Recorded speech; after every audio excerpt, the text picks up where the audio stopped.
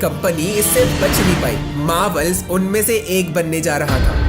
ये दिन है 27 दिसंबर 1996। सालों के नुकसान के बाद मार्वल ने आधे से ज्यादा एम्प्लॉइज को अचानक से निकाल दिया। जो शेयर्स के प्राइस $35 से ज्यादा थे वो आज गिर के सिर्फ $2 बचे। मार्वल पे $600 मिलियन से भी ज्यादा का कर्ज है। मार्वल बैंक्रप्सी फाइल करता है, जिससे कॉमिक इंडस्ट्री से मार्वल बाहर हो जाता है। फिर आता है साल 1997। टॉय बिज नाम की कंपनी मार्वल्स को खरीद के उनको बचा लेती है, जिससे मार्वल्स की मार्केट में री एंट्री होती है। मार्वल्स के नए ओनर्स आइजैक पलमटर और एवी एराड का बस एक ही टारगेट था, वो था मूवीज। लेकिन मार्वल्स अभी बैंक्रप्सी से निकला, तो मूवी बनाने के पैसे कहां से आएंगे? तो ना चाहते हुए भी मार्वल्स को अपने बड़े बड़े सुपर हीरोज के सिनेमैटिक राइट्स बेचने पड़ते हैं। मगर दिक्कत यहाँ भी होती है, क्योंकि किसी को भी नहीं लगता कि ऐसे सुपर हीरोज पे बड़ी मूवीज बन भी सकती है। इसीलिए बहुत ही सस्ते में मार्वल्स अपने सुपर हीरोज की डील करता है। तो मार्वल का सबसे पहला सुपर हीरो जिसपे मूवी बनाई जाती है वो था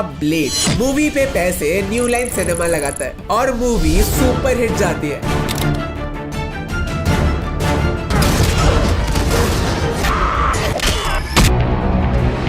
$70 मिलियन की कमाई होती है, लेकिन मार्वल को बस $25,000 मिलते हैं। फिर आती है एक्स-मैन और उसके बाद मार्वल का सबसे पॉपुलर सुपर हीरो जिसने सबसे ज्यादा कमाई करके दी, स्पाइडरमैन, जिसके राइट्स सोनी के पास थे। वो स्पाइडरमैन के 2 पार्ट्स बनाते हैं और ये मूवीज कमाल कर देती है। पूरे $3 बिलियन की कमाई, वो भी उस टाइम पे किसी ने उम्मीद नहीं की थी। मगर उसमें से भी मार्वल को बस $62 मिलियन मिलते हैं। लेकिन अब मार्वल को समझ आ जाता है कि वो सोने की खदान पे बैठा है, उनकी कहानियों में दम तो है। इसके बाद उस इंसान की एंट्री होती है जिससे मार्वल हमेशा के लिए बदल जाता है। डेविड मेजल, एक ऐसा फिल्म प्रोड्यूसर जिसने स्ट्रांगली सजेस्ट किया कि मार्वल को अगर सच में पैसे कमाने हैं या फिर कुछ बड़ा करना है तो खुद की मूवीज तो बनाना पड़ेगा। 2003 में मार्वल को कन्विंस करा जा रहा था कि वो अपने सबसे famous super heroes captain America को बेच दे वार्नर ब्रदर्स को और थॉर को बेच दे सोनी पिक्चर्स को। यहाँ पे होती है एंट्री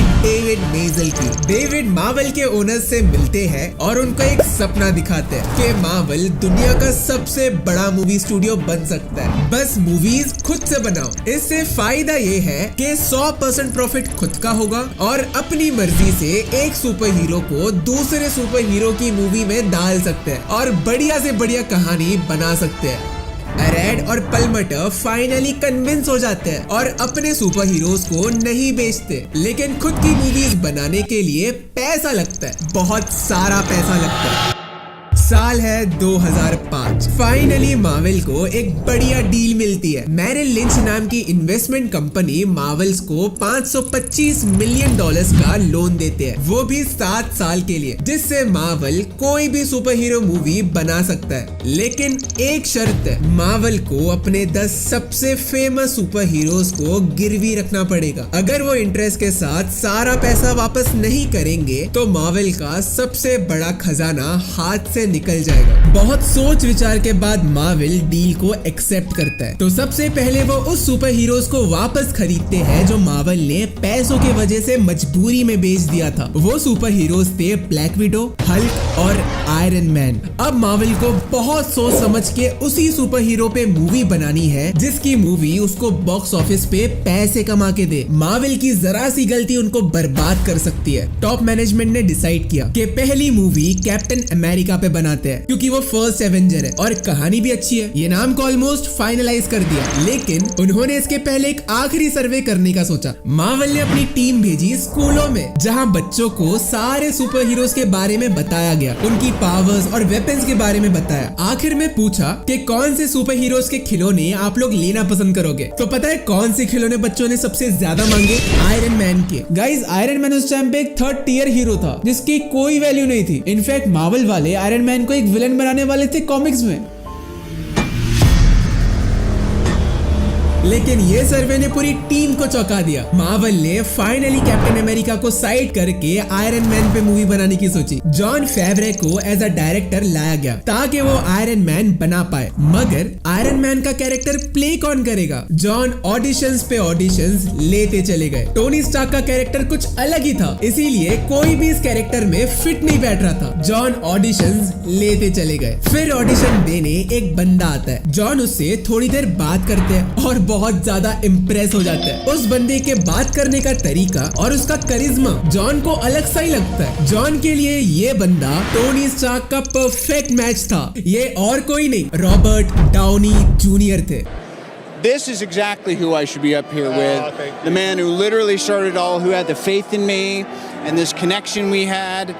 लेकिन एक प्रॉब्लम थी, रॉबर्ट का खराब रेपुटेशन। 1996 में रॉबर्ट को अरेस्ट करा गया था क्योंकि उनके पास हेरोइन, कोकेन जैसे ड्रग्स और एक इलीगल गन मिला था। मार्वल का पूरा टॉप मैनेजमेंट बिल्कुल रॉबर्ट के खिलाफ था। आखिर मार्वल का फ्यूचर ये ड्रग एडिक्ट के हाथ में कैसे दे सकते हैं? मार्वल ने सजेस्ट किया कि टॉम क्रूज या टिमोथी ओलिफेंट को आयरन मैन का रोल दे दो, लेकिन जॉन फेवरे अड़ गए। उन्होंने बोर्ड को बताया कि आरडीजे कितने परफेक्ट है ये रोल के लिए और उनसे अच्छा कोई ये रोल कर ही नहीं सकता। We knew, but we have to convince everybody else. Marvel का पूरा मैनेजमेंट बहुत नर्वस था रॉबर्ट को लेके, मगर आखिर में उन्होंने अपने डायरेक्टर जॉन फेवरिया की बात मान ली, जिससे आरडीजे को फाइनली टोनी स्टार्क का रोल मिल गया। दिन है 2 मई 2008, आयरन मैन के लॉन्च का दिन। अगर ये मूवी नहीं चली तो मार्वल का फ्यूचर खतरे में।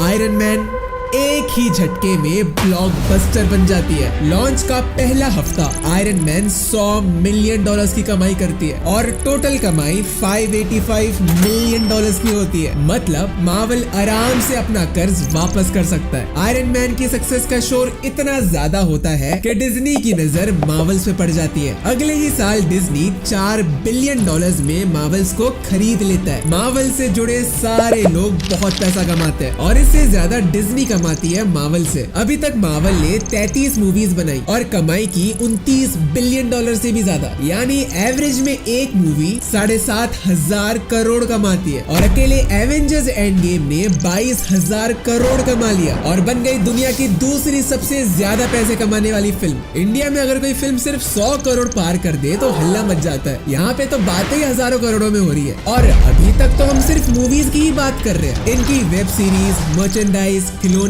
और बहुत सारी चीजों से मार्वल पैसे कमा रहा है। लेकिन आजकल मार्वल की हालत उतनी अच्छी नहीं लग रही। एवेंजर्स एंड गेम के बाद से मार्वल की स्टोरीज और वीएफएक्स में वो पहले वाली बात नहीं है। मार्वल्स के रीसेंट रिलीजेस शी हल्क को बहुत क्रिटिसिज्म मिला और द मार्वल्स तो बॉक्स ऑफिस पे फ्लॉप ही हो गई। टू बी ऑनेस्ट, मार्वल्स में वो पहले जैसी बात नहीं है। अब मार्वल्स यहाँ और गिरेगा या एक स्ट्रॉन्ग कमबैक करेगा, इसका जवाब उनकी अगली मूवी ही दे सकती है।